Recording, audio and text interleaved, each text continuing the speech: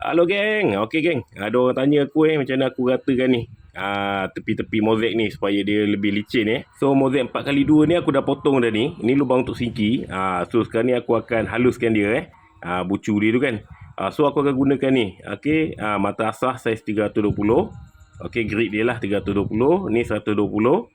Ni first step sekali 120. Okey, ni last sekali saiz 1000.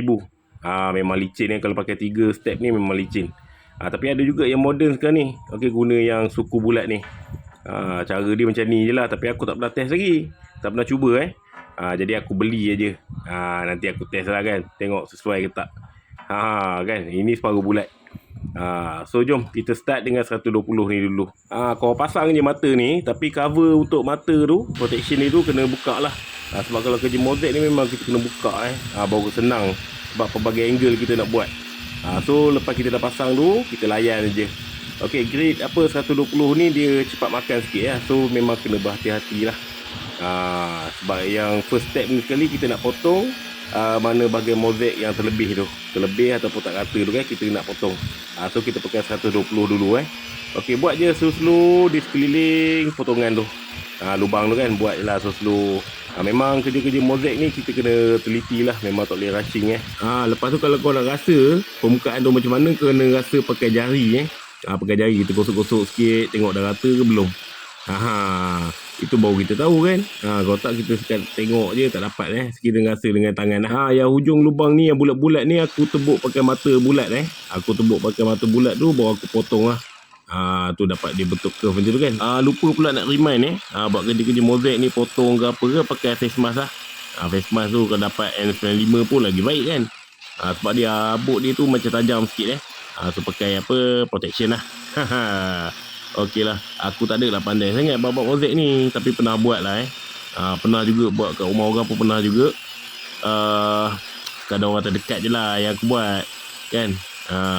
Kalau kat rumah aku memang aku buat sendiri. Sebab kalau kita nak upah orang pun agak mahal juga sebenarnya. Nak kalau kita nak design yang terkini kan. So orang yang buat kemas, harga pun kemas lah kan. Jadi aku decide buat sendirilah semua. Buat je slow memang lambat kerja mozaik ni. So kena sabarlah. Okey, siap je first step tadi. Kita tukar mata pada 320 grid ni kau tengok lah dah berapa banyak mozaik aku asah tu. Rupa pun macam tu dah nipis lah. Dah nipis sangat kan. Tapi yang ni kali kedua ni kita lebih macam nak polishing dia. Okey, nak bagi dia betul-betul halus lah. Untuk tabletop ni, untuk sinki ni aku tak gunakan grade 1000 lah sebab grade 1000 tu memang halus sangat lah bagi aku finishing 320 grade ni dah cukup lah. Dua mata je yang aku gunakan. So yang ni kita layan je slow bentuk kan dia. Okey, buang permukaan yang kasar lah. Betul-betul halus. So kau rasa pakai jari tu halus, lulus lah tu. Tapi kalau untuk hujung tabletop tu memang kena pakai yang grade 1000 sebab kita nak bagi dia nampak berkilat. So kalau 320 ni dia tak berkilat tapi dia halus lah. Untuk sinki bagi aku sesuai lah Lepas aku pun dah malas nak pakai grade 1000.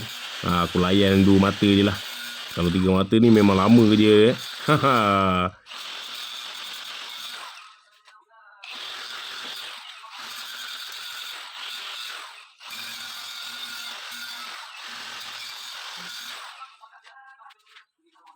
Okey geng. Ni hasilnya lepas kita pakai dua mata tadi. So permukaan dia lebih halus dan licin lah tak adalah tajam kan. So kalau sepihan yang kita daripada bekas potongan tu, ada sepih-sepih tu pun semuanya dah hilang lah sebab kita dah gosok.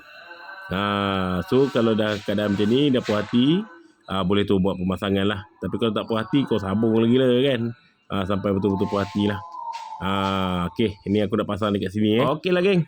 Tu je aku nak tunjuk kat korang tips lah. Okey, macam mana kita nak asah permukaan mozaik yang tajam ni. Tak kira lah kat tangga ke, kat ujung pintu ke, mana ke yang tajam tu, korang boleh asah gunakan step yang aku buat tadi lah. Beli je barang tu kat Huawei Okey lah geng. Tu je untuk video kali ni. Bye bye.